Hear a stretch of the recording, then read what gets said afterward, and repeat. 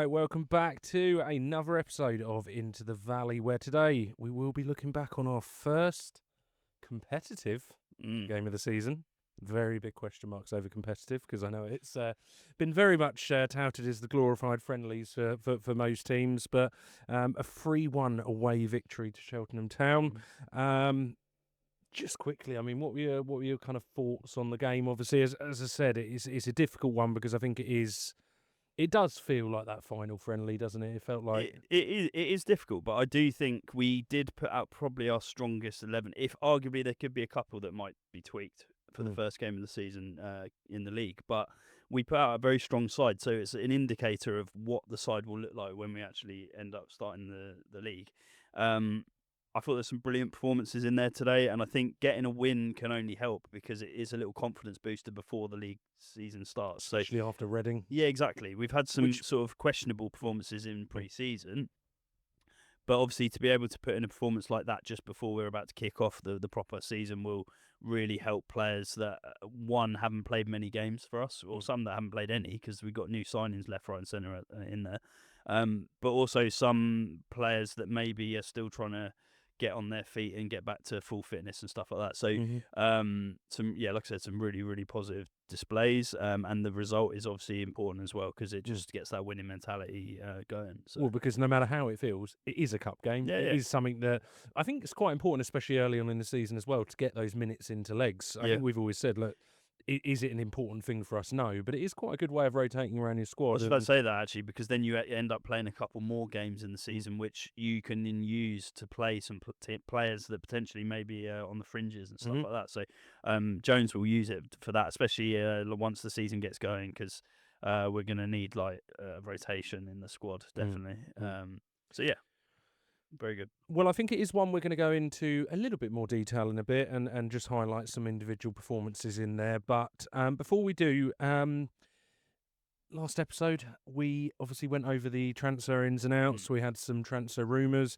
It felt like a very, very quiet week and a very frustrating one for a long time of it. It's one where I think I've been refreshing my phone an unhealthy amount, trying to see. And it feels like most transfer windows, it feels like the rumours are very free-flowing. And it feels like this window, it's been a lot more cagey and like there's not been as much kind of release. We've had some signings, like Message came out of absolutely nowhere. I hadn't heard any rumours about him. All of a sudden he just popped up. I quite like that. Yeah, it is good. It is good because it catches you off guard and you're like, oh, who's this guy? It does my head in because I was used to, for so long you got used to like getting linked to a player for like weeks and weeks and weeks, and it doesn't seem like that's as much But the I think case. Jones has been pretty clear on the fact that these last couple of signings are going to take a little bit more time because they're really trying to get them bang on, I think, and that's why Chalobah, we already obviously is one that's come through the door this week on a free transfer, but he was one we kind of knew we were probably going to get over the line because it's a free transfer and we're not having to pay out big money for him.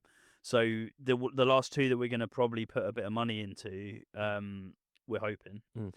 We want to get them right, so we want to make sure that, and also I think Jones also in his like interview on Thursday did indicate that there's probably movement in terms of the other teams getting rid of some players in order to let them go or getting someone in. So that does take time, and sometimes it can take till the end of the window for a really good player to come available. Well, and I think it is the patience. You'd rather, as long as we don't muck it up and you kind of lose out on that transfer, because that's always a concern as it goes further on, and it can happen if they don't get their targets. But I think you'd rather play the waiting game for these signings, because I think these signings are, on paper, probably the make and break of our season, especially that central midfield role. I quite liked the fact, and obviously we've touched on it there, but Trialist has become Chalobah. We can release his full name. I don't think anyone knew. It felt like, in WWE when they like ripped off the mask of a wrestler. It was just with not as much. It wasn't as much wow factor because everyone knew he was. But I thought that was a really astute signing. Obviously, we're going to go into a little bit more detail over his performance today, but I think even when you took into pre-season what he offers, there's the big question mark over him is his fitness. He struggled to stay fit over long periods. The only fans I've seen who have maybe had more of a negative is West Brom fans. Don't seem to be that kind of glowing references. Maybe it didn't quite work out, but Sheffield Wednesday fans only have good things Yeah. to say. Obviously, he was a huge part of that Fulham team that got promoted as well a number of years back now. But I think when we're looking at the Charlton squad and we're looking at trying to improve and that level up, a player like that, 1,000,000% is what we're looking for, and it is that level up. And even if for me it's not Chalobah because of his injury record long term, and we'll still get a good maybe 20 games out of him, hopefully more. It starts to put the blueprint in for the kind of player we need, and hopefully it's just fans will see that. Like you said, it's leveling up, and it's a player with pedigree. It's a player with actual sort of longevity at the top of the game. He got a cap for England. Like he's that good. And he's a player that easily feels comfortable on the ball, which we said like we're crying out for that. And actually, even today, like seeing Coventry, he's limited. He's very good at what he does, but he's not creative in any stretch, and he doesn't really look to run through the gaps. And today, like we saw Chalobah like bursting into the gaps, pushing the ball on, playing the ball forward, and that's exactly what we need. And he's the free transfer who's come through the door, which again hopefully leaves the door open for another player, probably a more attacking-minded player than Chalobah because he sits a bit deeper. But he's more like a general, isn't he? He reminds me weirdly.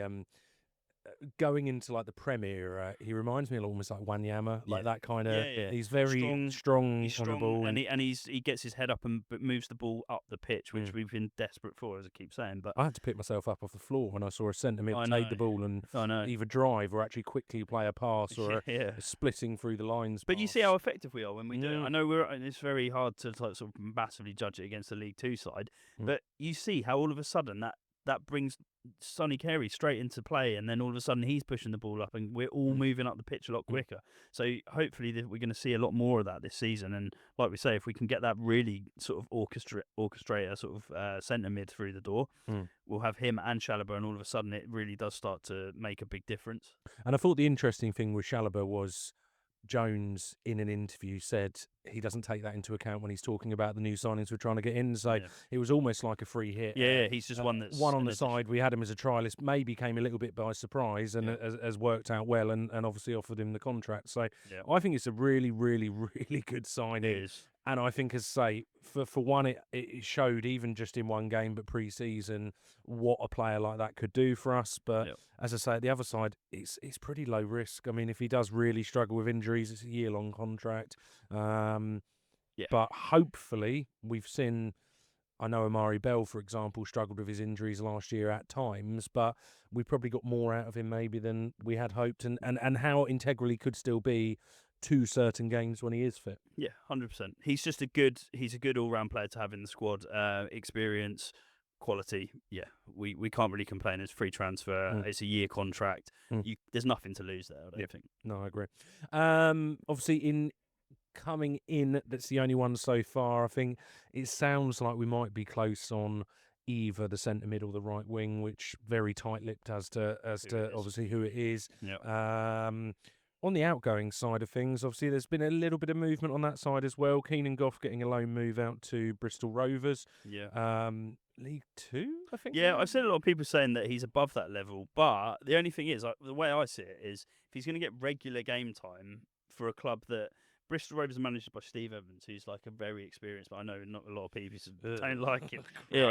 But he is a manager with a lot of experience who could probably actually push Goff on quite a bit. I read that he wants to try and play him in like the sixth role, like in the sort of central. Well, I saw an article from Bristol Rovers or one of their like news outlets saying they'd signed midfielder Goff. So we'll see how that works out, because actually we could end up. And these are the ways that we can benefit, is that he'll go there, get a good experience, regular game time, and he'll hopefully be a big part of that team. So I think there's also a side with youth players, especially when you're developing them. You're not always sending them out just to show off their technical skills. At the end of the day, they're in our academy. We know the technical skills they have. We know he can, whatever it might be, whether he's a kind of demonstrative midfielder, whether he's a real technical player. But the other side of it, when you're developing players like that, and I always think it's interesting when you see some of these young talents go out to non-league, they can be the most talented people going, but sometimes learning the physicality. And I think 100%. actually, as you go down the leagues, you generally get a more physical division. So I think you can actually, especially if he is that kind of, whether it's in more holding mid or whether it's centre back, you can actually teach him a lot by putting him in a lower division.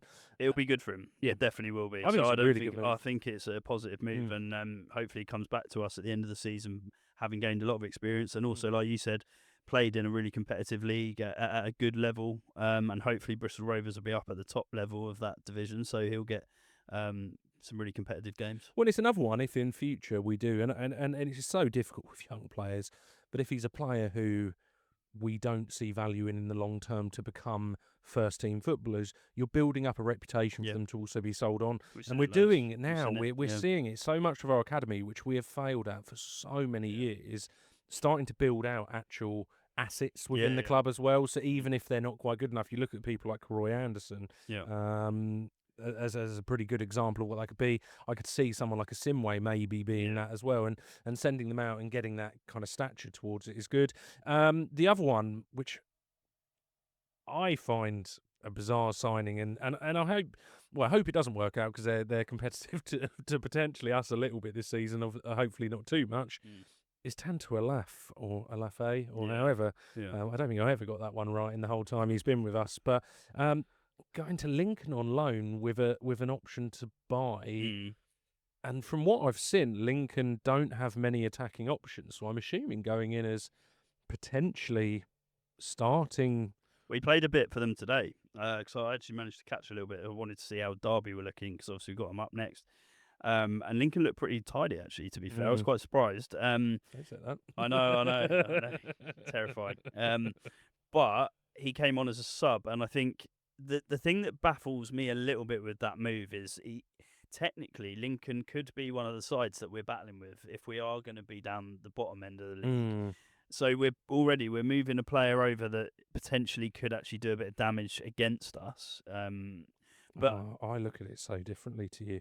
Yeah, no, but these are the things that I think a lot of people will be thinking. I think we've sent our Joker card out there, and I think we've actually. It's almost like depends what you think about him, because I think there is a talent there. There is potential for him to be a good player, but you have to be in the right sort of frame of mind and the right team to actually perform at your best. And I think because he was in and out of the side so much for us, I think in my opinion, I believe that he probably felt a bit unloved, when players like sort of need an arm round him. No, I don't agree with it personally. The bit I don't quite understand with it is I'd understand that as an argument, and yes, but I think he was actually taken in quite well by the fans. He was given his opportunity at the beginning at his Charlton career. He was given the opportunity, but then also his second half of the season, he was sent on loan to somewhere that absolutely adored him and actually gave him his name, and he continued to be pretty poor for them and actually struggled to get into their. I think they got in the playoffs again, didn't they? And with Stockport, and he didn't. I don't think played a single minute of the. It's why we've loaned him out again, and why we've probably. I'm just shocked. I think he's a league. I personally think he's a middle League One player. I think we've cut our losses in regards to accepting that. I think we got it wrong, and I find it baffling that he maybe is the answer. Maybe I will come to rue my words. I was going to say it'll be interesting to see how he does. He's not old, but he's not. You'd hope by now, if he was going to be at that level, I just really struggled to see. And I thought, actually, when I saw him in pre-season, I think it just reiterated everything I think about him. I find that a bizarre one. And I'm not by no means saying that he's like a world beater and we've loaned Messi out to sort of destroy us. But what I do think is he offers a threat. And I think I know what you're saying, that he's not really shown that, and he barely sort of showed it for us. He scored like one goal, didn't he, against Sheffield? 1 goal, 1 assist. Yeah, but the goal wasn't the most pretty. No, it's one of my favourite goals of the season. Last minute, wasn't it? Yeah. But I do think he can still cause trouble against an opposition, and I think for Lincoln, who, like you said, maybe haven't got that many attacking options, he could do a job there, and we're going to find out, aren't we? We're going to see. We're going to find out. I think he'll. Don't get me wrong. I think Tanto always had. We saw it last year against Birmingham, for example. I think it was Clara who he nutmegged and sent across the box to TC. He's definitely got something. Do you not think as well, though, with like players that get loaned out like that, or like with the option to buy and all that stuff, they want to sort of stick it to the team that sort of don't value them a little bit, and they sort of want to prove themselves. I don't know. We might see. Yeah. I don't know. You still have to have the ability to prove it. You do. And that's the thing. Yeah. I'm not 100% sure. If I looked at them signing him at the end of the year, I think, without ruining my prediction later, because we are going to go on and do some predictions, I think they'd be signing him for a League One campaign, would be where maybe the thoughts are towards it. I don't know, but we'll find out. Yeah, I find that not. I don't know if I'd say it's bizarre, but I wouldn't say if I was a Lincoln fan, I wouldn't look at it as the most inspiring of how the season's going to go. No. Well, like the option to buy is probably if he hits a certain amount of targets and stuff. I would have thought. Maybe chuck in a Hadmay as well. See if we can chuck that in just to flash just to loosen it up a little bit. But well, there we go. That's the transfer business. Obviously, there is a few rumours that are flying around. There's I can't remember his name now off the top of my head, but the Kenyan boy centre mid I've seen. Whether there's anything to that, who knows? Seems like a pretty talented player, to be fair, and a pretty tidy player for what we'd be looking for. But I don't read too much into it. The only thing that makes me sort of question it a little bit is I think apparently he's like a bit more defensive midfield, and I'm not sure that's necessarily the position we need in now, especially bringing Chalobah in as well now. But I think it depends when it's Nathan J. If you can put in a defensive mid who runs and pushes the ball a bit more, and maybe isn't that absolute creative side. But it's a strange. I don't know. As I say, I've kind of got to the point now with any rumours. I'm just waiting for that message to come through from kind of the official account to say we have actually signed someone. And I just hope the club, having waited this long, are looking to get the right player in, and they've got a few options as well if it doesn't quite go to plan. So let's move into then to look over that Cheltenham game. It was a game really of two halves, wasn't it? It was, I think the first kind of 10-15 minutes, actually, Cheltenham looked... I'd say we started quite slow, actually. Yeah, we started quite slow, and Cheltenham looked quite good on the ball, albeit, from what I've seen, and I looked into a few bits beforehand, I think even when Cheltenham looked tidy on the ball, their biggest issue is scoring and their threat at the top of the pitch as well. And I think that's probably what you saw. It was all kind of pretty, but it wasn't really causing us any problems. No. And then we just kind of clicked. It felt like we clicked into gear. Yeah. And obviously the first sign of that, and I love seeing him back on the score sheet. And I think I will. I know last year I had some opinions over whether we should re-sign, but seeing him score and hearing the God and again, he's still class, isn't he? It's so good. And obviously you had Sonny Carey breaking through the lines. Weirdly, I thought Carey pulled the wrong pass. He did, because Campbell was wide open on the right. He was furious, actually. It was quite a bizarre one, because it was almost like cut in like the way he did. And the shot itself obviously took a big deflection. Yep. Commentators didn't even realise it had gone in. They went, it's I actually didn't at first, to be fair. Seen it drop it. It was a strange goal, but it was lovely to see. Obviously, I have to admit, I really hope that's something Sonny Carey, and I think it's something he has got to work on. I thought he had a really good game today, albeit little times, but his final decision-making with passing, we highlighted last year, but for me, in a proper competitive game into the league, it could be playing that pass to him rather than TC out wide makes it a much harder chance, and I just hope he does, because it does seem like that final decision-making is probably his...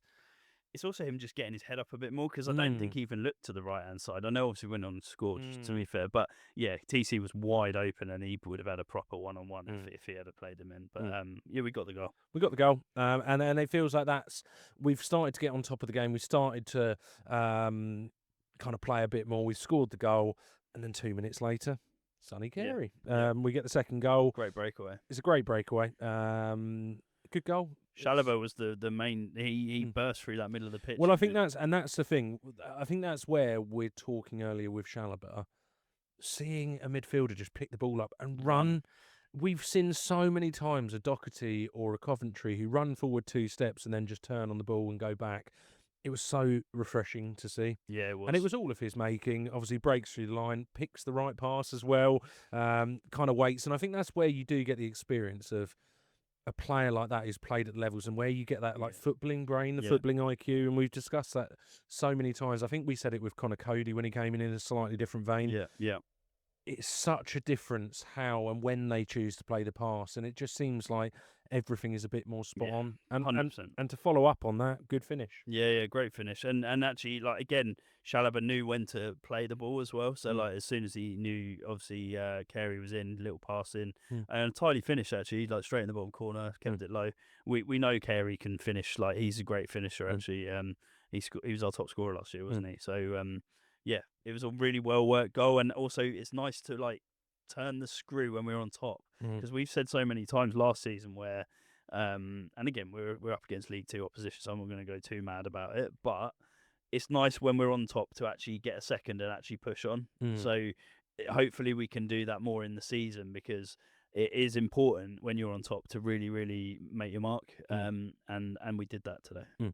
And I thought after that goal, we went for a real period, and it was kind of for the rest of that first half, where we were really controlling the game. We were playing some beautiful passages of play, lovely little passes between various players breaking through the line, which I thought was just, once again, it was so refreshing to see. You saw Grant breaking through at times, and it felt like there was a real appetite to go for more, to go for blood, and that, once again, as you say, it's something we've been so guilty of, but maybe guilty of because of personnel, the fact we haven't got the different types of players. And I feel what we've always struggled with is someone like TC, for example, being our only outlet. A team, when they maybe do go 1-0 down against us, could go, well, if we mark him out of the game, they'll have to drop deep, and then we can get back on top of them. The fact, and it was my favourite thing of the whole performance today, it felt like so many pieces of the puzzle were being unlocked, and as you say, it's League Two opposition, there's a pinch of salt, but you can still take into account the way we play, and the fact that they could go and mark up on TC, and you had Grant on one side, you had a Chalobah who was pushing forward, Sonny Carey looked like he had so much more freedom, because it wasn't just a one-dimensional way of attacking, it was lots of different ways we could do it, and it was lovely to see, and it was topped off obviously in the 37th minute with TC hitting an absolute peach. Yeah, and that is something we know he has got. And it's been so frustrating, in the last couple of seasons, where we've said he gets himself in such good positions, and then that final end product just isn't quite there. And he still today had a few crosses where he got in good positions, just over here and stuff like that, which we're used to seeing, to be fair. But he properly opened his body up, and it was whipped in the top corner, and that is top draw striking. And if we can see a bit more of that from him this season, all of a sudden he becomes so much more effective.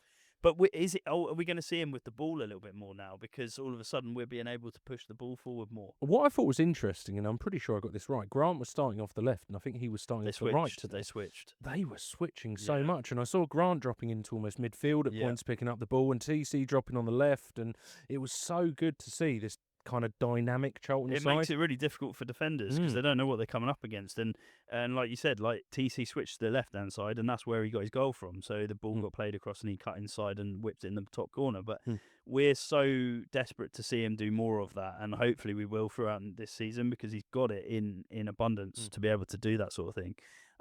That's if we can keep hold of him, because obviously when he bangs goals in like that, and he's rumoured to be going away from the club, doesn't always help. But I'm pretty convinced that Jones will be desperate to keep hold of him, because I think he is still a massively important player for us. And if he goes, then it's going to be problematic. So we desperately would need to replace him. 100%. And he brings something a little bit different, doesn't he? And I think that's what is so bloody dangerous. He is. He's just frustrating, but he's frustrating sometimes in a good way, that he can do all of the bits, but then you just want him to have that final. But he is still young, and that's the difficulty with him. It's a balancing act. But obviously, first half goes by, second half comes by. I think we took our foot off the gas a little bit, and I think Lincoln probably got a bit of a rocket at half time, and they probably Cotterell's a pretty old school manager. I don't think he was having a chat with Lincoln. Not Lincoln. Probably Cheltenham. I've got Lincoln on the mind from the Derby game. He would have definitely been having a word in their ear and saying, boys, this isn't good enough. And he probably gave them a rocket, and they've come out second half and been more up for it. So they obviously didn't want to be embarrassed. And ultimately, I think at 3-0 up, it's a difficult scoreline, because for Charlton, they don't want any... I guess they're half a mind on the fact they don't want injuries. 100%. That second half performance, it didn't have the bite, it didn't have any of those bits, and I think it was, let's hold on to it. But I think there was such a trepidation to getting an injury. There's an eye on the first game. 100%, and that's what it felt like. And when their goal went in the 55th minute, I got a text from one of our mates. We're just that you couldn't bottle this, could you? and after that goal, I mean, obviously Miller scoring the header from a corner. There was a good 15-minute period where I thought, this has got Charlton all over it. And they did actually press us. Once again, in a game like that, that's not a bad thing for us to experience before the league starts. We had to be somewhat resilient. We made some weird mistakes in that period. I think Chalobah nearly played it back to Mannion. that obviously he then caught whatever that was because Mannion went into a funny 10. Well, I think he had a poor game all round. Yeah, if I'm it was a honest. bit of a bizarre. Yeah. And I think with that one, it's an interesting one to touch on because obviously the way that kind of game goes is they had a little period of time, then we picked back up. We finished relatively strong, started to create a bit more chances, but you could tell the legs were kind of either going or not wanting to be put in as the game went on. We could have scored 4 or 5 today. I mean, TC hit the bar as well. But I think you've opened up a kind of interesting point there with Mannion because I thought a game like that, and I know once again it's this kind of cup kind of friendly vibe to the game, but it's a game where Mannion's got to be kind of stamping his mark on, and I think a game like that. See, I still feel Kaminsky gets an unfair rap, albeit I do understand where a lot of his criticism comes, and he's not. We've gone over this so much from last season. He's not the player we thought maybe we were going to be signing, but I do also find a little bit bizarre sometimes the Mannion brigade of how amazing he is and how he's levels above. And I think games like today, and we saw it throughout the last season, it highlights that I think for me, Mannion and Kaminsky are on a very similar level, and they both maybe have slightly different, better traits. I'd say Mannion has better distribution, and is a bit more commanding. But then I'd say Kaminsky, to me, feels like a slightly better shot stopper, especially in certain moments. But they're much, and to think that Mannion's the answer, and Mannion does have good distribution, but today some of his kicking was appalling. Like he was playing it into their strikers almost, and I think he was very shaky. The goal was a bloody awful one to give away. Like he sort of had a bit of contact from one of their players, but just stood in the goal and let the boys just head it in the back of the net. And look, you're right. That was his moment to sort of be like, okay, I want that number 1 shirt. And really, if I'm Jones, I'm watching that performance and thinking, I'll probably go Kaminsky. And I think the idea was Kaminsky anyway because he's resting him for the first one. Well, we've had the squad numbers as well. Clearly, normally the keeper you put in your cup games as well is the one that's going to be back up. The squad numbers have come out. And look, I do think when we look at our squad, it's not the best set of keepers we've ever had. No. But I really do think in the grand scheme, they're more than enough to get us through a season. They're good enough. And linked up with a good defence, they're more than capable enough. And we saw that last season. At the end of the day, we finished with... Kaminsky puts in some big saves at times. He did last season. Like he does have his moments where he flaps and he sort of should save a few. But the amount of like sort of big saves he makes in games is actually quite impressive. He's a very good shot stopper. And like you said, his distribution might not be great, but I think he's more than good enough for what we need for where we're at in this moment in time. And that's it. And I think it would be silly to sort of try and switch it out now. And if you've got a budget for where we want to improve our squad over this year and where you want to spend the money, it wouldn't be high on my list of places I want to spend money if that impacts us being able to sign centre mids or wingers or whatever. So, it's definitely an interesting one. But I mean, going into performances, obviously we're not going to go into it like we normally do, but I do think there was some standout performances and a couple of players I think we'd like to talk about. Before we do special mentions to a couple of players, I'm really starting to really like Cometio as centre-back. There's something really likeable about him, and the fact... I notice it with him and Seshenje, the fact that we talk about our centre-mids who are willing to get on the ball and play it out quickly and play it forward. I think both of those as centre-backs as well are willing to do that. And that makes a big difference. Another player who I do think, for the tough time he got when we signed him just because of the history, I quite liked McNamara today. I knew when he signed that he was going to be one that we'd quite like because of the way he's nothing glamorous, but he does all of the basics really, really well. He's not got the absolute best cross or pass, but he reads the game well. You can tell he's played a lot of championship level games. And I think he's a really, really handy squad player. Good. And if you got a bad injury and you had to play him for 10, 15 games, he'd be fine, wouldn't he? I think he'd be absolutely fine. He had some great battles and actually won a lot of the battles as well. And that's what I mean about when he came in. I knew he had that reputation for sort of being a battler and someone that gives his all. And that's all you can ask. Like that goes a long, long way, actually. Your ability gets you so far, but if you've not got the attitude, it doesn't actually work out. Whereas you can tell he's got good ability, but he also gives everything. So, like you said, he's dependable. You could definitely see him sitting in there. And today, to me, I can see why we signed him. Yeah, 100%. Yeah, for me, he's a Jones style player as well. Because, like I say, he's puts his all in.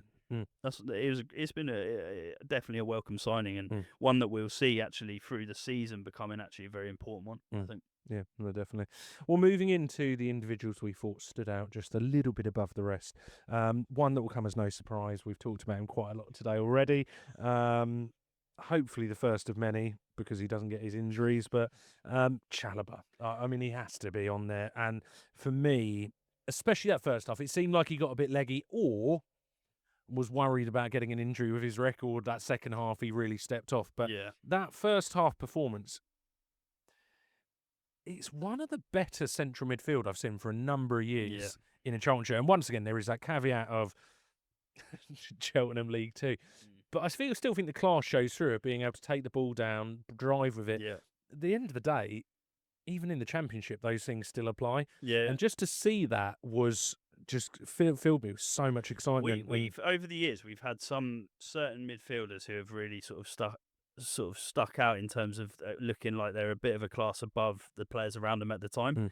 One that's springs to mind, I remember Alou Diarra being like a bit Rolls Royce sort of stuff, but he was a similar sort of frame. World Cup winner, wasn't he? Yeah, but he was a similar sort of frame, like sat deep and sort of looked to play the ball forward and that sort of thing. And we saw exactly that from Chalobah today, like what he can bring in terms of, we've spoken about already, but pushing the ball forward, like playing the right pass, and actually being ahead of his sort of footballing brain, actually like clicking into play and saying, actually, I'm not just going to lump the ball out of the pitch. I'm going to keep my foot on the ball and play it when I need to play it.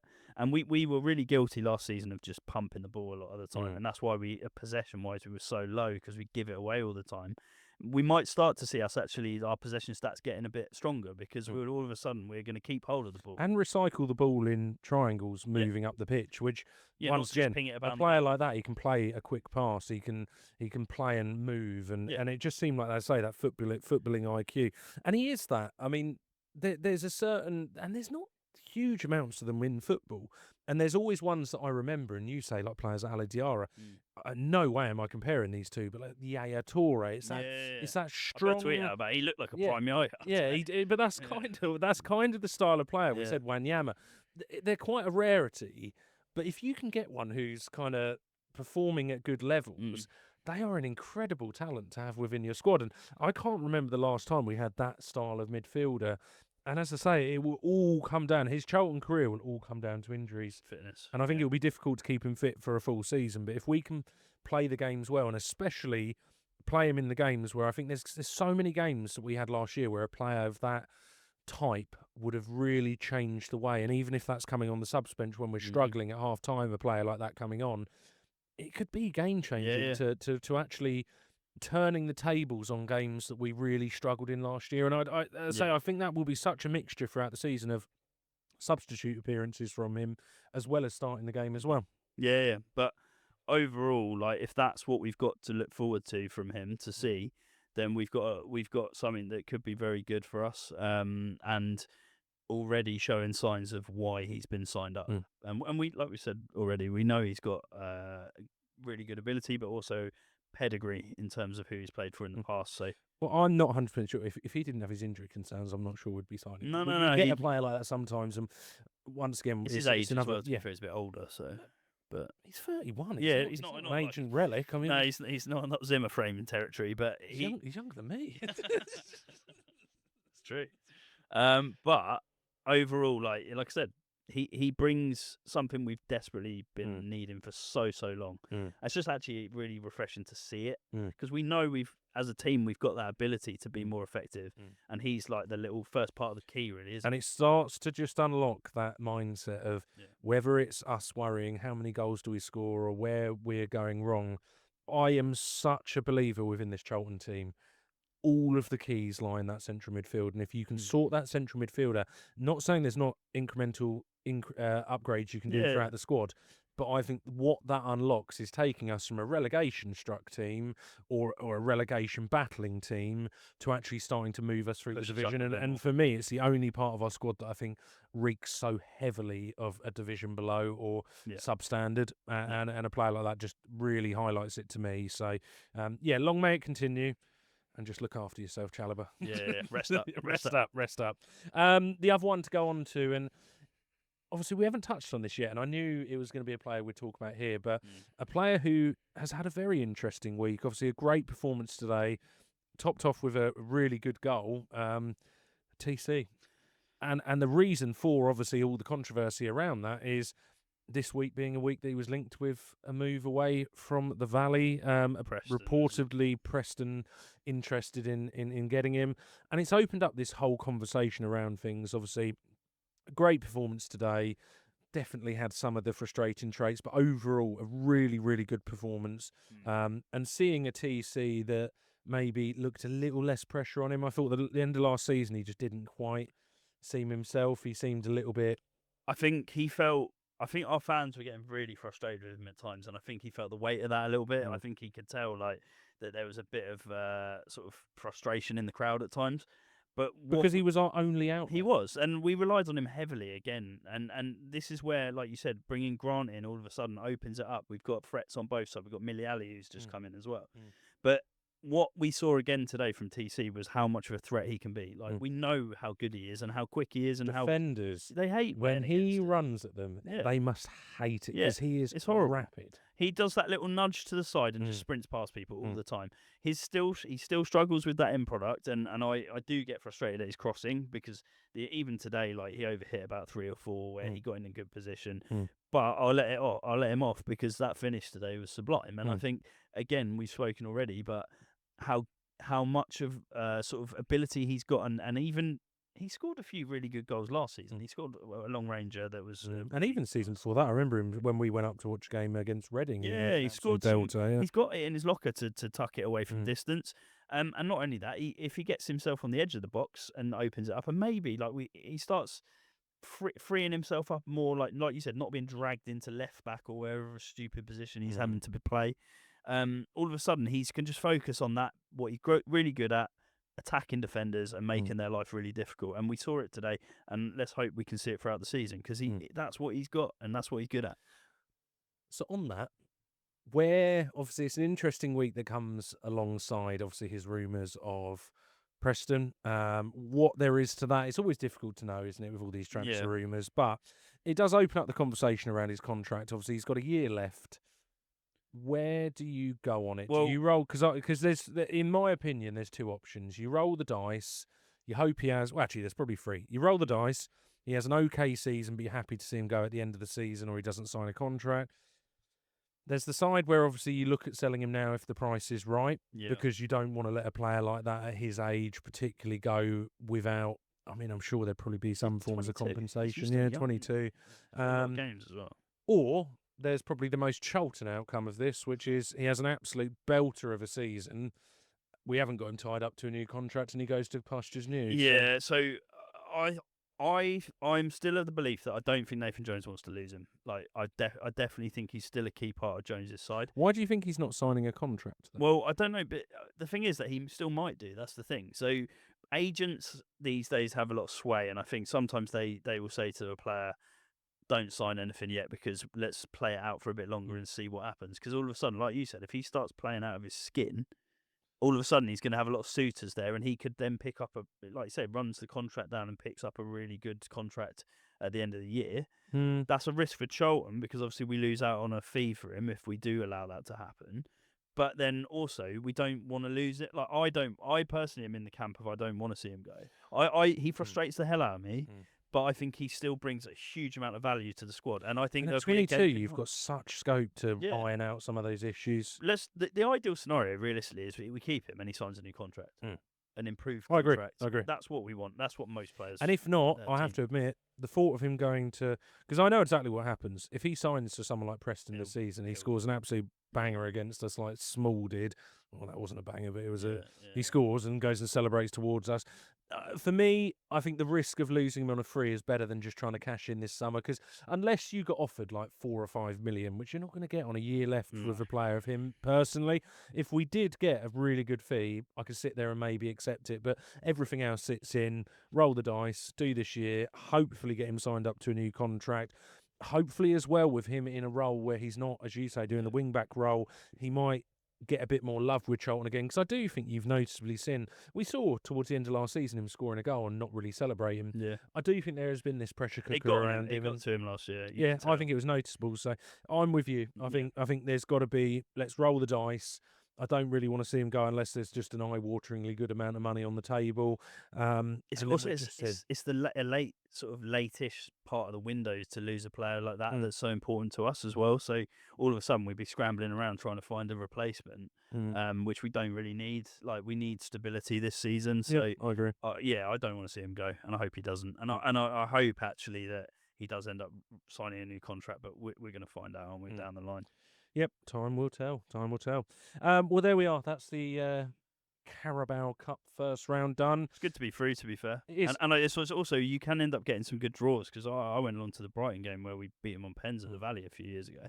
But even if you just draw a Premier League side, it's a good test, isn't it? So I don't know when they come in, but I saw as well. Fevrier scored for. Oh, did it? Yeah, he scored for Blackburn. He scored the winner for Blackburn tonight in like the 85th minute or whatever. Good player, to be fair. Yeah, not bad. Not bad. But yeah, and can I just say, and I mean, I'm sure you felt this, and I'm sure everyone watching this will as well. How lovely was it to just get club football back on the TV? The World Cup always has a lovely in the moment. Your summer, you've got a pint in hand, you're in the beer gardens, you're all celebrating with all the fans. But getting back to the tribalism of club football and just watching it tonight just got me. Yeah, I don't think it mattered that it was Carabao either. No, just like got me hooked back into the season. I feel so raring to go. Yeah. And that obviously moves on to the next one. We are now 7 days away. Hopefully, a couple of signings in that time to the opening game of the season against Derby County at home. Yeah, feels like an important one. Obviously, they lost 2-1 to the Imps tonight. Yeah, I saw that, yeah. What's your thoughts going into that game? I mean, Derby are a team that, I think from our predictions we did last year, a team that I think have been slowly building a very good side together, seem to be investing quite well from the owners. Always seemed like a tough team. I always think when we come up against like a Derby, I always find it quite a tough game. We beat them away from home last season, didn't we? Roy Anderson scored, but that was a big game, actually, that one. Yeah. It's a tough opening game, but not the hardest going. I think as openers it's a good test. Go, it's definitely a good test, but it's also one that's winnable. Like, we could definitely get something there. Do you think similar to the Watford game last year? It's got similar vibes. Maybe a slightly tougher game than Watford, although Watford on their day are good. So, yeah, I'd say it's probably similar vibes. The only thing that worries me a little bit with Derby is they've got some quite good established players in their team. They've got a very good manager. John Eustace is a very top-drawer manager, in my opinion. I think he gets the best out of a lot of players. He's also brought Schmodix back. He's managed him before. And I don't know if you saw his goal today. He scored an absolute belter. It's like a volley from the edge of the box. Yeah. And they're the sort of players that can really hurt you, actually. Charlton Morris. Yeah, Morris is dangerous. I think he's still there. I'm not sure if he played today, whether he's still injured or what. But because he was getting rumoured with some big clubs at one point last year. He scored quite a few goals from last season. But they've got some quality players in there, and I think we've got to be properly on our game if we want to get any sort of result. And we've got to keep players like Schmodix and, like you said, Morris and players like that quiet, because they're the ones that can really hurt you. So, and that's about being really switched on, because they're the kind of players you give them an inch of space. Schmodix will score from like range if you give him the space. So we got to be careful. Anything optimistic to say? Well, yeah, I have. To be fair, I said it's very winnable. It is, but we've got to be playing to the top of our game. And I think the only thing is, but all teams will be in this scenario, is we've got a lot of players that are still getting to know each other, trying to gel. Yes, we've had a lot of good sort of pre-season games, but some of those we've looked a little bit disjointed. So it's whether we can get it all together this early in the season. But like I say, Derby will be in a similar boat. They'll have new players coming in, and all teams are going to be doing the same. So, yeah, it's one that, and we're at the Valley as well. It's a home game, and it's always nice to start at home. Yep. Because all the fans will be bang up for it. It's you got that air of sort of a new season. Everyone's optimistic. Obviously, a bit of a shame regarding Kane Ramsey and this injury. Seems to, I think, ankle injury they've indicated. Yeah, is it an ankle injury? Yeah, this is the thing. Well, I saw the interview. Did he twist his ankle getting on the plane to Torino? That's my worry. Yeah, that's the thing. Because Jones sort of got asked about it, and he was a little bit sort of jittery about it. Do you know, like when it was almost like, not sure I buy that. To be fair, if we got good money for him, it's not ideal at this point of the season. It's not. You could get someone in. You could get, So, I mean, like you said, I don't know what Torino would pay for him. Like, I don't know what sort of money is being talked about, but Current market 20-25 mil. That's all right, isn't it? No, I'm not sure. I'm not sure whether we should read into it too much. Okay, let's put it out there. If Harry Clark is rumoured to be going for 3 to 4 million to I'd put a price tag of 5-6 on Ramsey, maybe. last year, a contract's probably the bit that tightens that up a little bit. But yeah, I who knows? Who knows? Let's hope it's an ankle. Yeah, it could just be an injury. It's not a very bad ankle. So just a light ankle injury would be lovely. Yeah, no, we'll find out. But the opener is one that we're all like really looking forward to, and I think it's really hard to know what to expect as well, because like you said, like it's the first proper competitive game, and it's at the Valley. Like you say, all the fans are going to be bang up for it. So it's whether the players can sort of get out the block straight away and stuff like that, because sometimes it can take a bit of time to. But also new players with some bits to prove. I think someone like Grant, for example, who I thought Grant looked good in spells today, but definitely seemed like match fitness is probably something he's building up. But I can imagine players like that really wanting to put their mark on, really wanting to prove a point. They're going to want to go in front of the Covenant, don't they? Well, and also competition within the squad. I think you've got, for example, Sonny Carey. I think a brilliant thing that's coming from that role is the fact that Nibs has looked brilliant pre-season, and I think that's only going to push them both on. So do you see, obviously, starting lineup wise, do you think I would assume from pre-season, but I might be wrong, I'd assume Nibs would be stepping in to maybe over Carey personally, but I don't know. It's a tight one, isn't it? I think Carey will start. I think and then it's whether because we had Coventry and Chalobah in that middle, didn't we? Whether they play Chalobah like as a lying midfielder and then maybe bring Nibs in more in centrally, I don't know. Coventry usually starts, doesn't it? We have our new sort of star signing. He's going to be starting in centre mid. That's another hope. Yeah, we never know. But I think it'll be a similar like back four. Yeah, there's not going to be huge changes. Back four, I think will be the same as you say. Midfield, there's a few different options. Will Godden start? I don't know. I think so. I think I would personally. Yeah, I think he will. Yeah. Yeah, I mean, he's the sort of player you need, especially. Well, I don't know who else do you go for, really? Yeah, that's it. I mean, Kelman's injured, isn't he? Depends if Liebe. Another controversial one at the moment in regards to Liebe, and he hasn't. I don't think he's looked great pre-season personally, albeit he has little. Like today, he had little moments. He sometimes with his feet jogging around. He's just the. He's just so close, man. Like sometimes you watch him, you think, Christ, he's got such talent, and then, but I think he's been frustrating. I think Godden's the way to go, because actually he's the sort of player that will get a little goal just from nothing, sort of, or like a little sniffer dog goal, which we love to see. So I think we'll probably start as Godden. But yeah, I think the starting 11 is going to be there pretty much identical to what we saw today. Yeah. Well, there we go. We will see. Obviously, a week today, we will be finding out. So, one of the things we wanted to do just before the end of the video, obviously, normally where we would be finishing off, is to go through our year predictions. Not one that we've seen each other's kind of predictions going into it. Nowhere near as detailed as what we did last year. We did a whole episode on it there. But what we're going to do is just go back and forth between us. We're going to start off going from the relegation zone up to 18th place. We'll go between us, then we'll do 18th up to just outside the playoffs in 9th, and then we'll finish off with where our playoff teams and automatics are. With a cheeky one in there of who we think is going to win the playoffs as well. I'll put you on the spot on that one too. So, Alex, I'll let you start first. You can start with your 24th to 18th. Okay, so if we look at this division, I would say the team that probably are going to struggle the most, and I've got down in 24 for Lincoln. I think I watched them today, funny enough, and I thought actually they look very strong, considering that they've just come up, and obviously it's quite a big step up from League One to the Championship. One thing I do know is that throughout their season last year, they were very dominant in the way they played, and they were very sort of solid.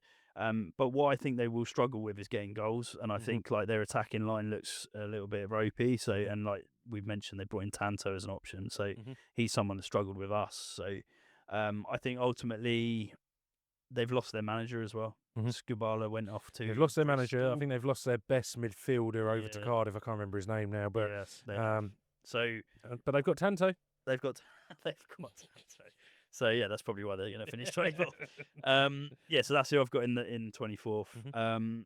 The next two were quite tricky actually, and it always is hard because I think you can sort of go off the fact that there's teams that have come up and you expect them to come back down, but it doesn't always work that way. I've actually got Blackburn in 23rd.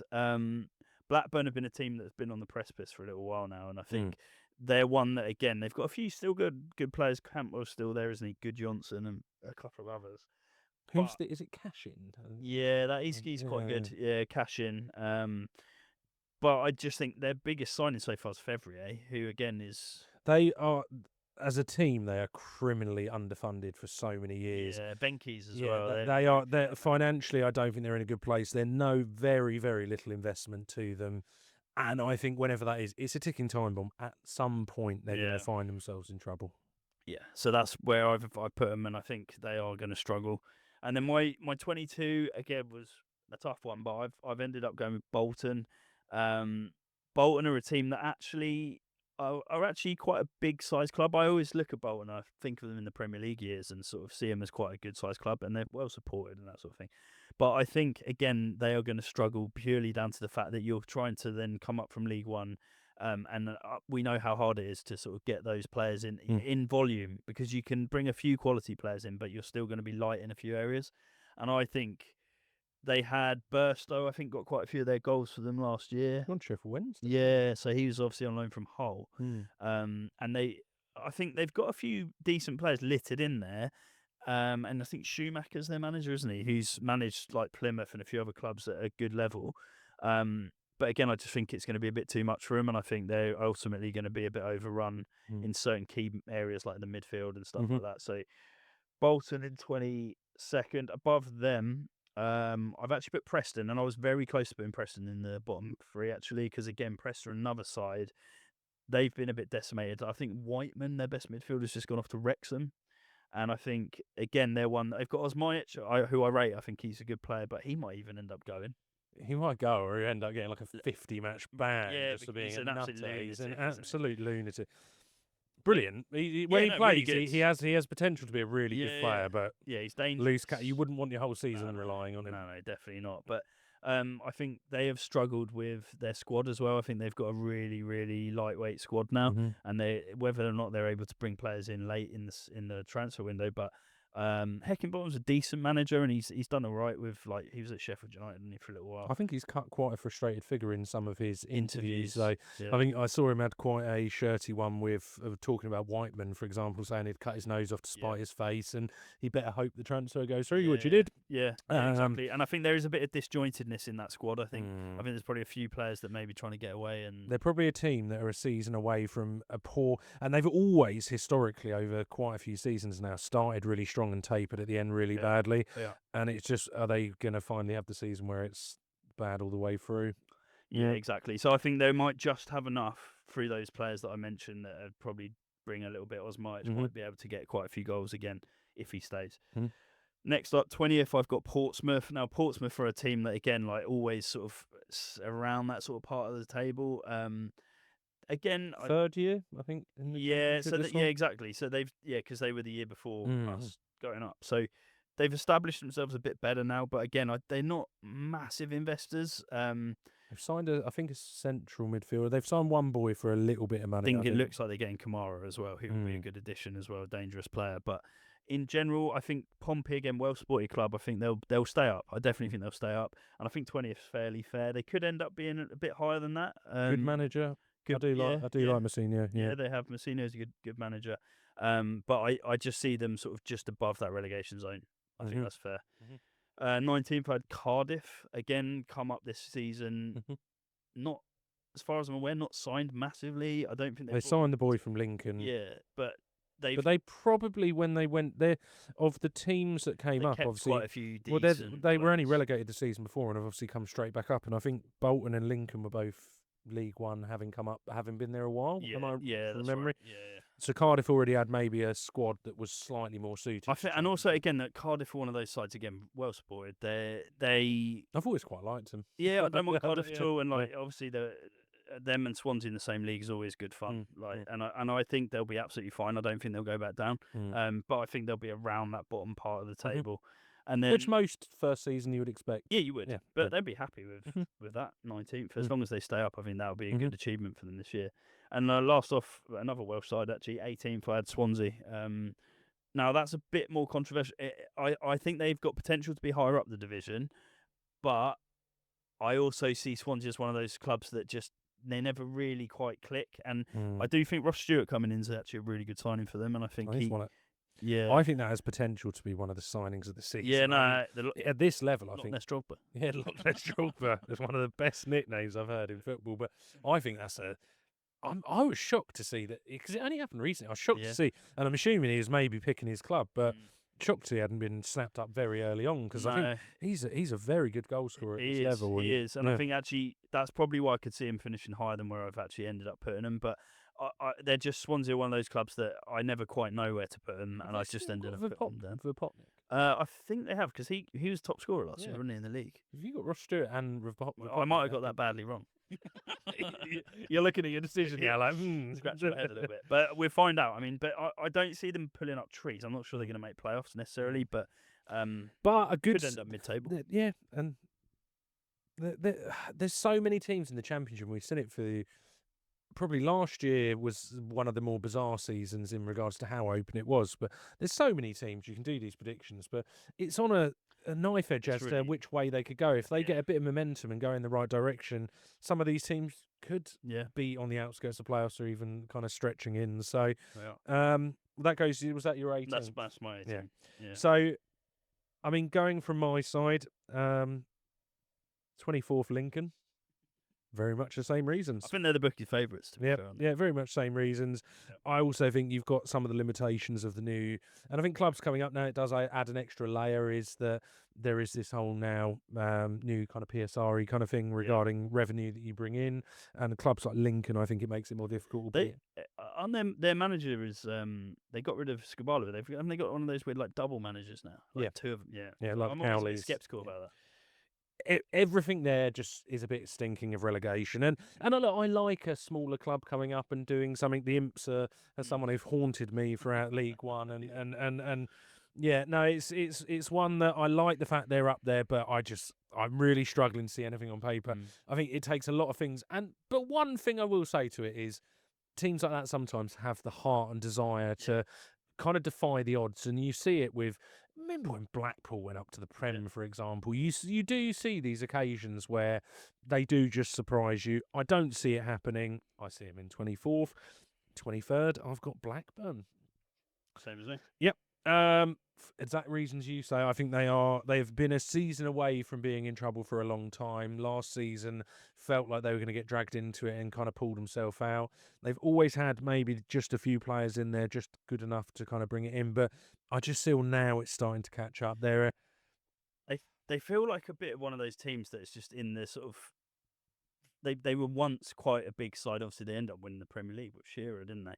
But now, like, you look at their ground and it's half empty, and it's a weird vibe. But it's so much around owners for me now. Is the lack of investment, because you can take all of those things and they have become a pretty stale club. I think so. There's some stale clubs around. I think Preston sometimes drop into that. Bristol City, maybe not so much in recent years, but had kind of dropped into just becoming these stalwarts of kind of Watford, maybe a little bit as well. Although Watford, their excitement comes from their just lunacy in the way they do things with their ownership. But I just think Blackburn are on the wrong side of that, and I think you see other examples. Stoke at one point I felt were going that way, and then they've started pumping money in and turning things around a bit. I just think, I think their time's up this season, albeit. They always seem to find a way, but they could easily just finish above. Yeah. I don't think they'll be in and around that area. And in 22nd, I've got Bolton. So we've got the exact same three for the bottom three. Similar to what you're saying, I think there's a kind of bunch of teams that I could see taking this final space, but I see it being Bolton, more so for the fact that I think I'd see it personally between a Bolton, Cardiff, all of those kind of teams, Pompey, and with that, I just think Bolton have got the least out of it. I think they're probably the team that have maybe gone into League One for a bit too long and turning around. I know, look, it's a bit rich coming from Charlton fan who realistically that's what we did, but I think we saw a real influx of investment that first year, and I just don't know. I just see with it, they seem to me like the team that are going to be there, albeit, as I say, I could see quite a few other teams. And there's always going to be the wild card. There's always going to be a Leicester potentially someone that flops. Who just flops out of nowhere. But Bolton are who I see in 22nd. And then moving up from there, Cardiff, 21st I've got. Similar to you, I think they'll just have about enough. Maybe we'll finish a little bit higher. I could quite happily see that. Portsmouth in 20th. similar. They're all kind of those teams that sit around. Preston in 19th. Yeah, we've just switched those. Yeah, so very much I see all of these, and you could easily chuck these around in different directions. And in 18th, I've got our beloved Charlton. I think we sit just at that top end. What's an improvement on last season? Yeah, exactly. Look, I think with Charlton, staying up the first season was so important. Staying up that second season, it's almost like that second season syndrome. I think this year is all about safety again, albeit hopefully in a slightly more comfortable way. I see there definitely being green shoots in there that mean we could finish higher, but I think I look at this more as a prediction of where I'd be happy for us to finish. And to be honest, I'd happily put us at 21st. I think 2 seasons in the Championship, 3 transfer markets and 6 in total if you're looking at the winter as well, of buying Championship level players consolidates you into being a Championship club. I feel this year we're still in that transition, and I still think I think we've seen some brilliant bits in this summer window of moving on players who aren't quite good enough. There's no outgoings I've seen this year so far that I'm unhappy with. I think they're all predominantly at the right time and are the right players to go. And I think everything we're seeing coming in is starting to move us in that direction of a Championship club. Ultimately, it's like a slow upgrade process, which takes time, like you said. And actually, those 2 to 3 seasons are crucial because it gives you those years to really rotate it out, get rid of those players, like you said, that have sort of just run their course, and then get the quality in. And you're bang on. Like, all we need to do again this season is just stay up. And it doesn't matter whether it's 21, 20, 19, wherever. It doesn't actually matter. It does to a degree. I do want to see some progress in terms of the quality of the football, and also maybe a bit more of a attacking minded. Progression doesn't have to be just where we finish in the table. If we finish the same spot we did last year, but with a more attacking style, a more easy on the eye style, I would see that as a success. It is, yeah. So, I'd agree. Well, now we will move on from 17th place up to 9th. I think it's one we'll move through a bit quicker because some of these teams, it's a bit more of a boring section of the table. But definitely some teams in there that I'm sure. So this section of the league, I think, is always a sort of one where there's a huge amount of teams that could end up in this bracket, in that centre. The interesting thing this season is the introduction of the 2 extra playoff places. It gives teams a lot more incentive to really push on. And there's probably teams down to 14th, 15th who might even have something to play for. And it might actually give teams, like you said, that are on the fringes a good shot at a playoff place. I've actually got Charlton in 17th, so very similar. And again, I'd be delighted with that progress on 19th. Like we all know that's the aim, is to get better than what we did last year. Watford, I've got in 16th. Now, again, they're one that I could see higher, but they're such a basket case of a football club in terms of the way they're running with managers. I just see there's never any sort of continuity in terms of like a solid base for them to start with. They're another team who are a bad season away from being in trouble. And I think that's why I probably put them around that area, because I just see, again, the sort of way the club's run is just going to prohibit them from really pushing on and actually getting further up the league.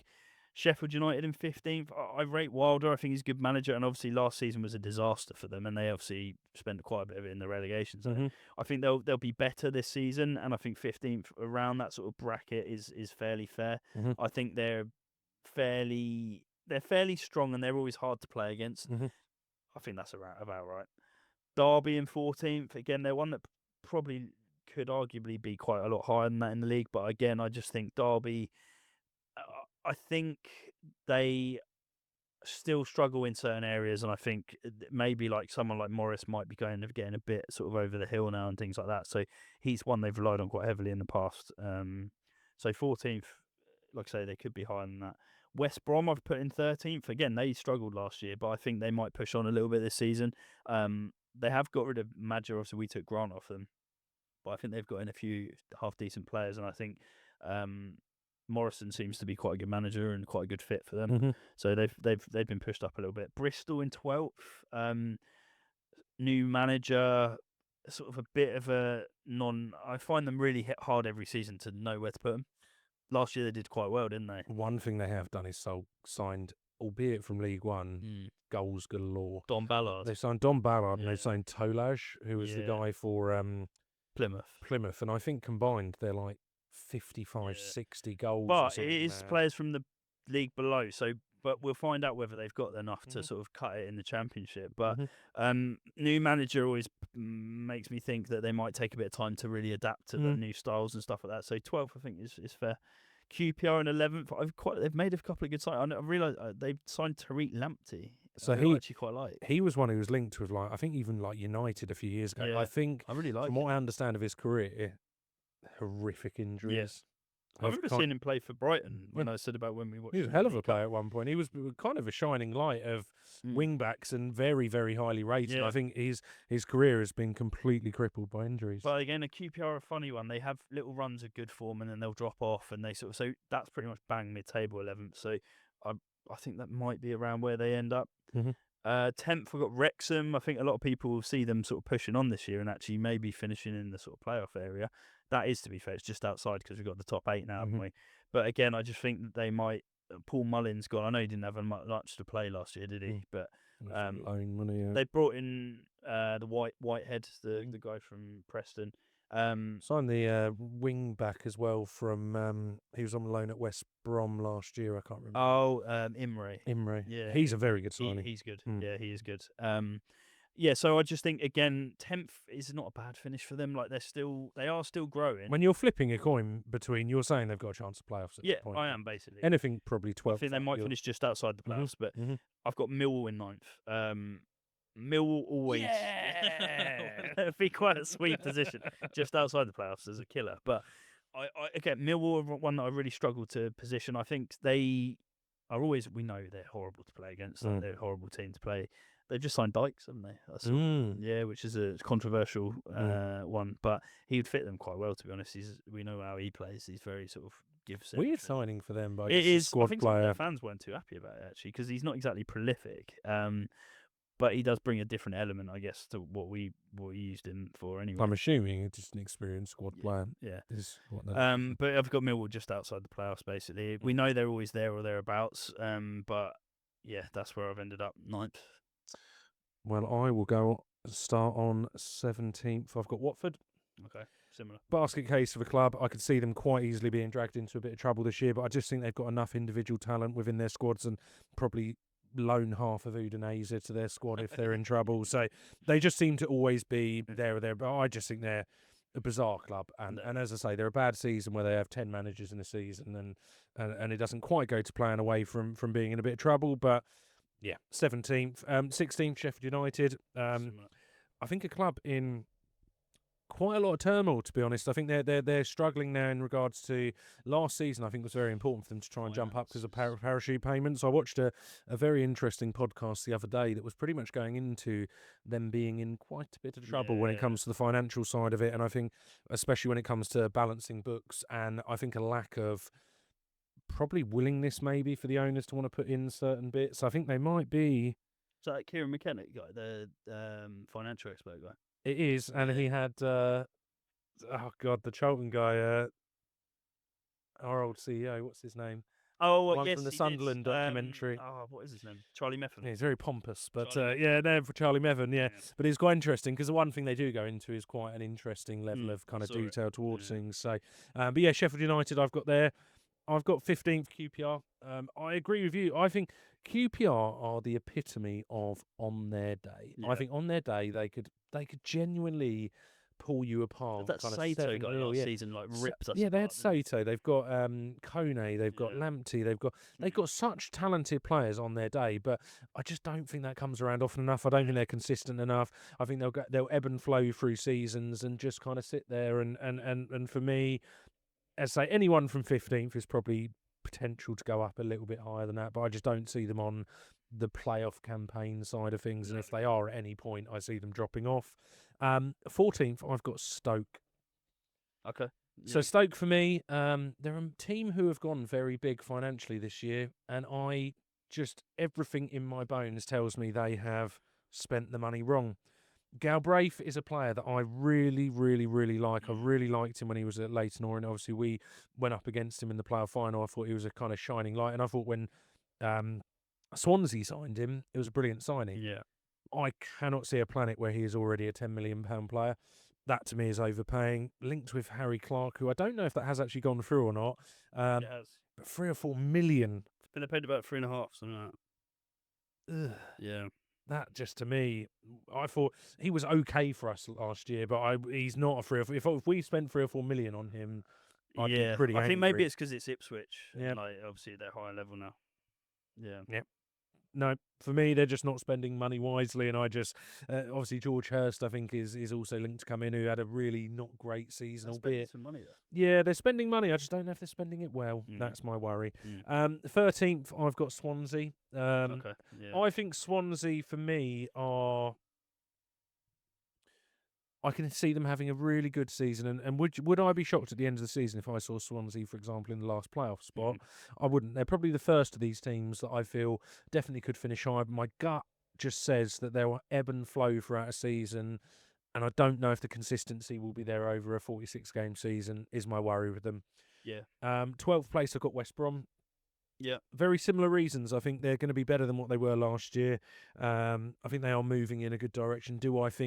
I suppose with them, do I think there's 10 or 11 stronger teams so far from my gut feel?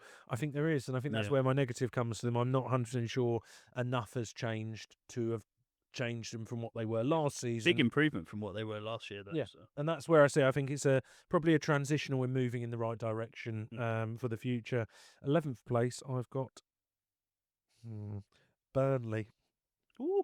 Yep, I've dropped Burnley down to 11th. I think I might come to regret this one, but then at the same time, I think they are a team who have done that yo-yoing. And most teams who have come down and yo-yoed recently have invested quite heavily after they've lost maybe some of their Premier League talent. They're a team this year who I think have signed 2 or 3 players and lost 11.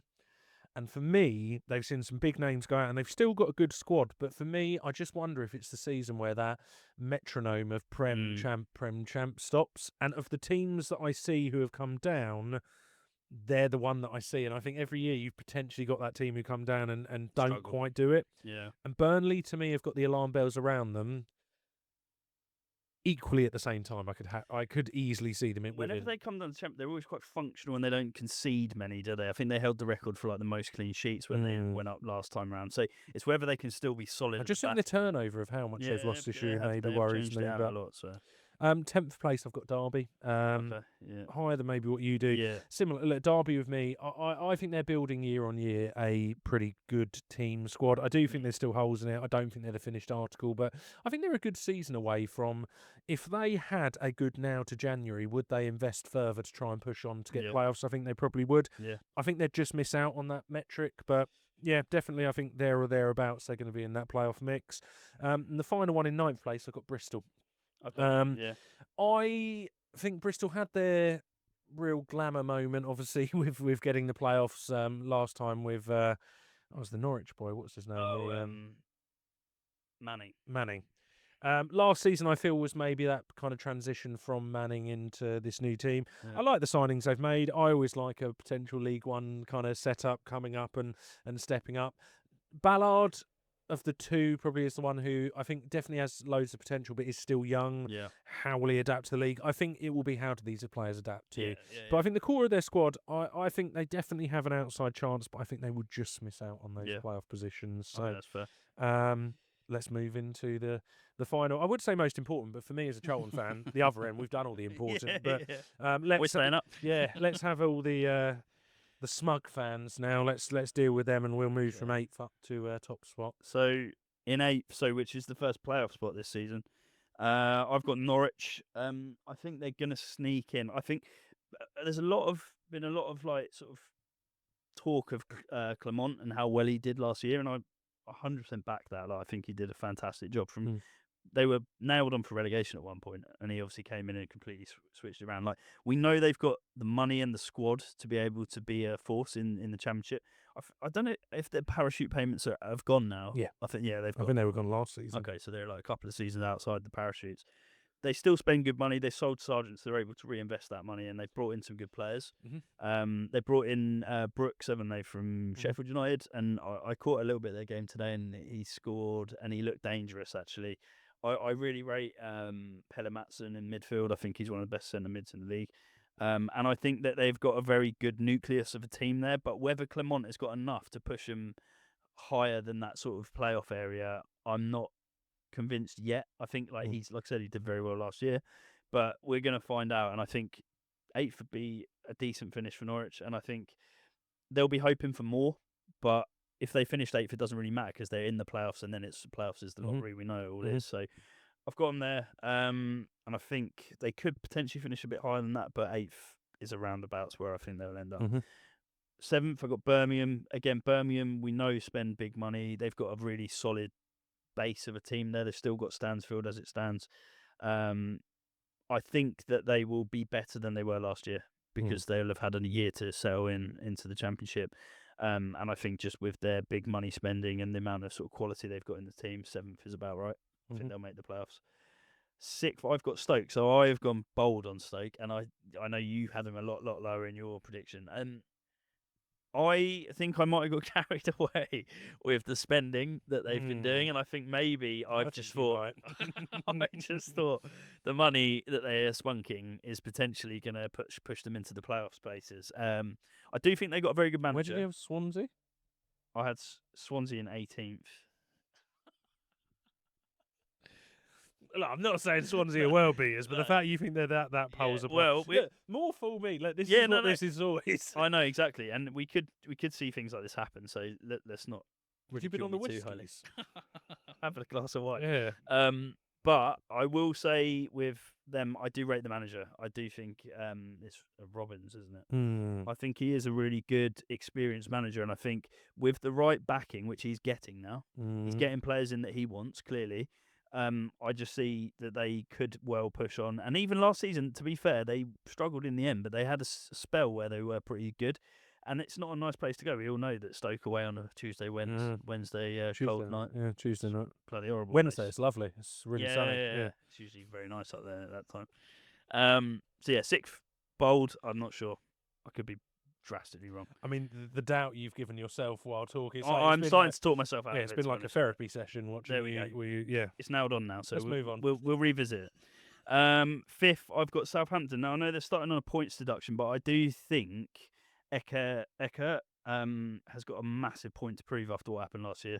I think the Spygate stuff, he's going to want to just go out, get out of the traps, and we know they've got really quality players in that squad, and we know that they should have gone up last season.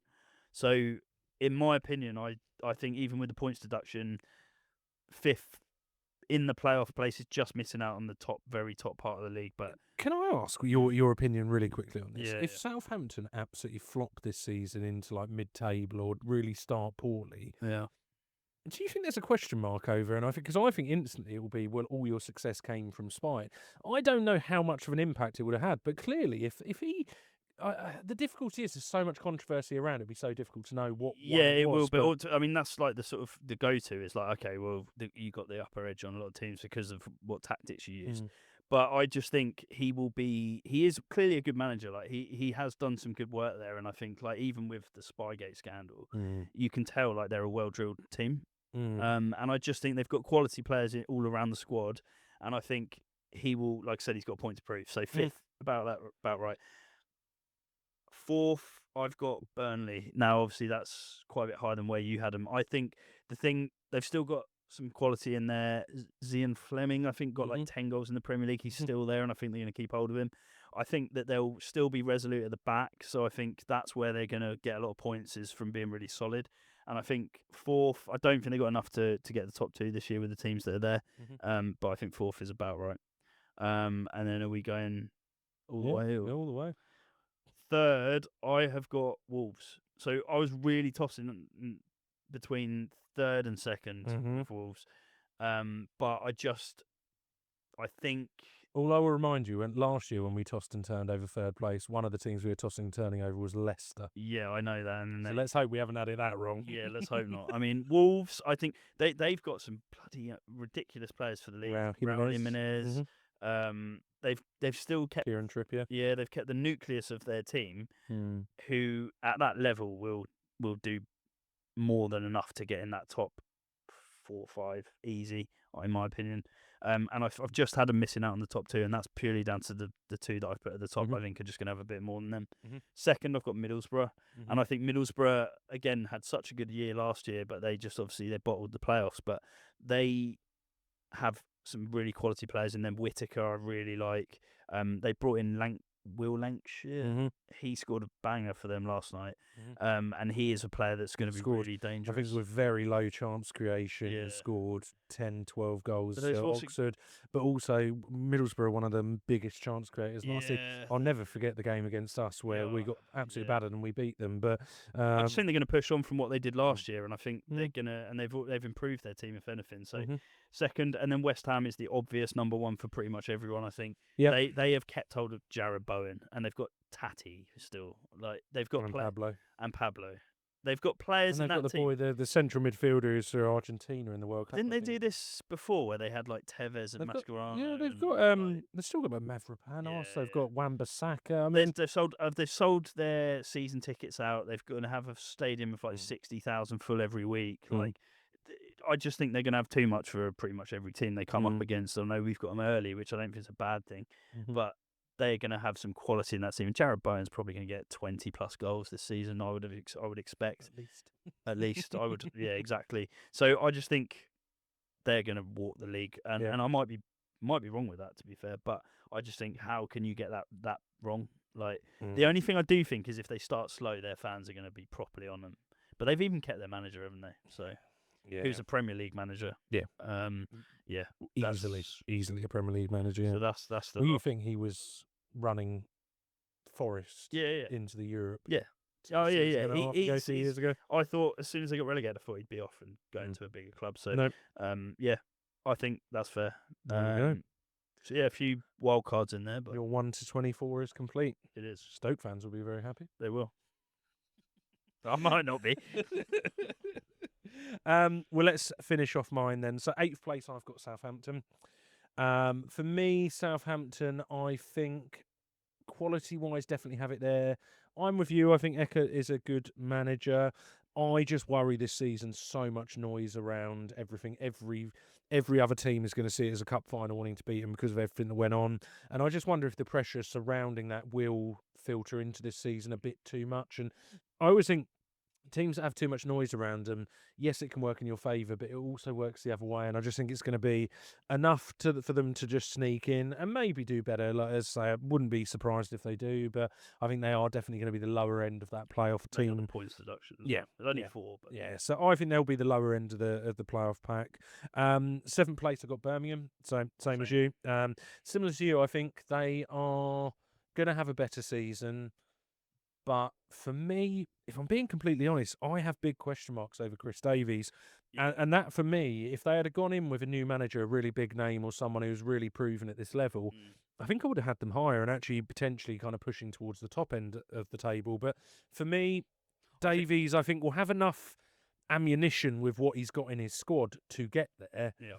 But I would put them there, and I don't think I'd put them as one of the favourites. I think if they start slow this season, I think we could see him go quite quickly. I'm surprised he didn't go at the end of last season. I think if he doesn't get off to a good start, they could see a change quite quickly at Birmingham. Yep, no, I agree. 6th place, I've got Wrexham. As much as it pains me, I just think at the moment you look at their squad, I don't think it's probably quite there, albeit it's probably right on the outskirts. I think they're quite tacticians in the market. They'll go big as the market kind of closes in at the end. Yeah. They'll probably get some quite big names. I quite like the signings they got so far. And I just think they got very, very close last year. And I just think they're going to get it over the line to get in the playoffs. They literally missed out on the last day. And I think they'll go big as well. They're another team who, if it's going on the outskirts, they'll go big. And even if they're not, they'll probably go big in January. I just think the name that's attracting there just seems... It seems like, at the moment, to me, a slightly better clicked-together version of Birmingham. I think Birmingham is still a bit more disjointed than them. Parkinson's done a bloody good job there, to be fair. And that's, to be honest, I think actually their development could go further without Parkinson, albeit that's maybe a bit harsh. But, that's my gut feeling is 6th place. 5th place, I've got Millwall. Don't like saying it, but I could see it. My biggest thing is most other teams around have got change of managers, got change of teams. They have been there, done that. Very good manager. They've got the nucleus of everything that's been there. They've added to it. For me, I struggle to see why they're going to really drop off from what they did last year. They're an incredibly difficult team to play, and I think they will.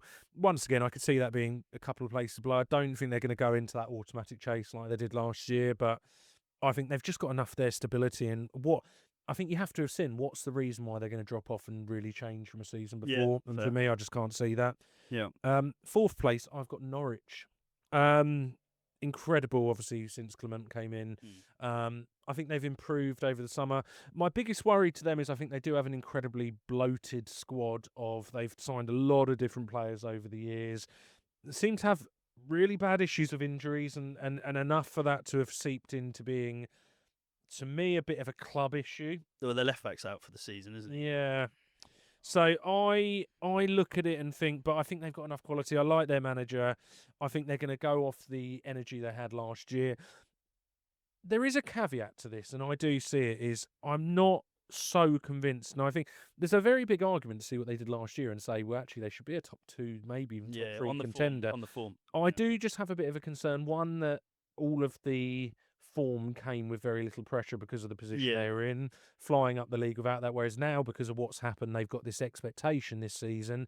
How will he react as a manager if that pressure hits on? It's a weird one, though, because there was pressure at the start, because obviously they need to get out of the relegation zone. But it was easier pressure to relieve. But it was, and also once they knew they were safe, there was no pressure because they could then go on and play. So there is definitely caveats there, but I think as a squad, once again, they seem to have strengthened in there. I think they signed pretty good players. They probably aren't 100% done for the window. Yeah.